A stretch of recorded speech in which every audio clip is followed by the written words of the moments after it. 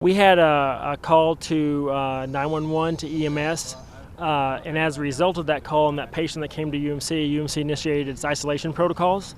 So that patient is currently in isolation at UMC, and that's really all we know at this point. Some tests will be run, but we don't really know what we're dealing with. And it's really too soon to say whether or not it's something like Ebola, which a lot of people are obviously concerned about in this environment. But it was certainly enough that we did initiate those protocols. We have some guidelines that we go by now, especially with the Ebola scare, that meet certain guidelines, okay? And there's the Ebola disease has certain factors, kind of flu-like symptoms and stuff like that, and particularly for somebody that's come from the west coast of Africa or anything like that. I can't give you all that information, but on what signs and symptoms this patient had, but some of those things met up. And so we want to make sure that we protect the citizens of the city.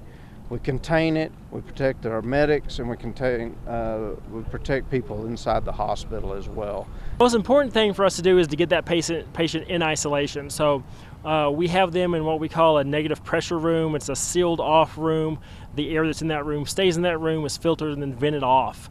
The nursing staff, the medical staff that's dealing with that patient, are only dealing with that patient. They're not going room to room and have other patients. And they're also wearing protective equipment that the CDC has outlined as guidelines to wear that. We've had extensive training, especially in the last couple of weeks. The hospital is completely safe. The patient has been moved to isolation and is being cared for in a closed-off area with staff that is only dedicated to that patient. We really feel that if the staff follows the equipment guidelines for the stuff that they're wearing, they really should be fine. And the rest of the hospital is completely safe. We don't know what we're dealing with yet. That's something else to keep in mind. But if we are dealing with something like Ebola, Ebola is not transmitted by air.